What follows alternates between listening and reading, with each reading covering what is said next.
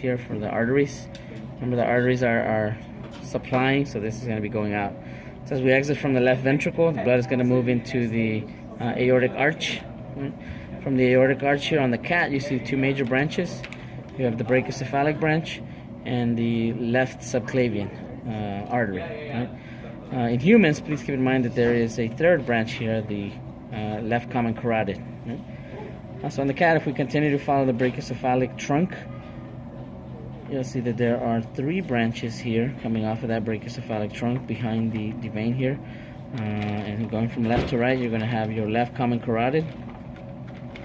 In the middle here, you would have the right common carotid.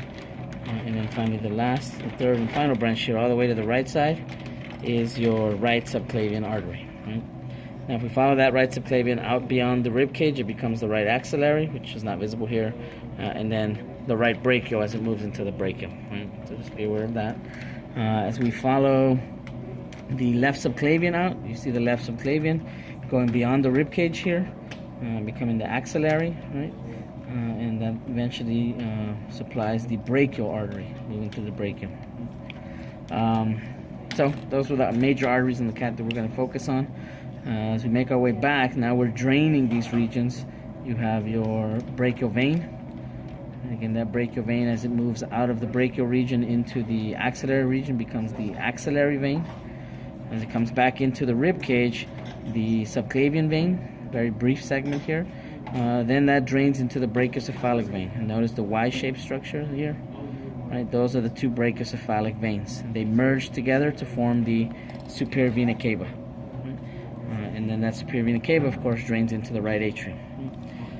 One last vessel we want to consider here as far as draining into the superior vena cava, you have your azygous vein right there.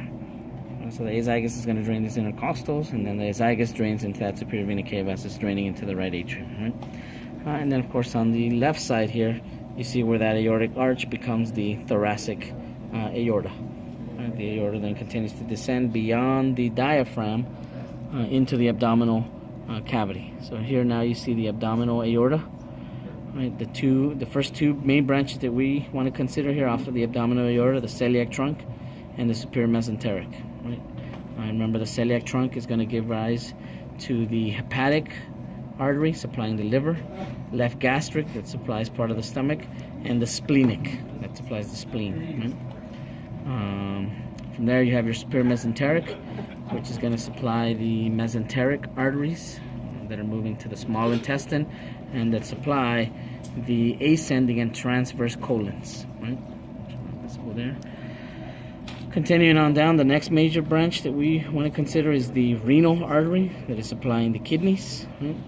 After that, you have your gonadal artery, in this case, spermatic or testicular artery, making its way down to the testes. Remember, in a female cat, the ovaries would be here, just caudal to the kidneys, so that ovarian artery would then just move lateral. Right? And so be aware of that. As you continue to move down, the next major branch is the inferior mesenteric, which is that guy there, which is supplying the descending colon and then the sigmoid colon. Right? And as we get deeper here, it's harder to see now, but that abdominal aorta would then branch into, in the cat's, external iliacs, which then supply the femoral arteries. Right? And then you would have small branches of the internal iliacs, even deeper to that. Right? And then once you make your way out of the abdominal cavity, you have your femoral artery. And on the cat, that's where we would stop. For draining back, you would have the great saphenous vein, very superficial on the medial aspect of the knee, draining into the femoral vein. That femoral vein makes its way back through the abdominal wall. And again, not very visible here, but the route would be the femoral vein drains into the external iliac vein. That external iliac vein would merge with an internal iliac vein to form the common iliac vein. Then you have a left and a right common iliac vein that merge together and ultimately drain back into this inferior vena cava. Right? As we make our way up the inferior vena cava, on the left side, we only have one main branch here, and that's going to be the renal vein draining back into the inferior vena cava.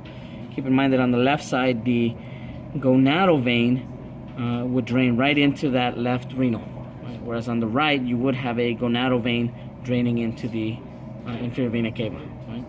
So on the left side, make sure you're aware of that and you see that the vein is barely visible right there, right? It looks more red than blue, right?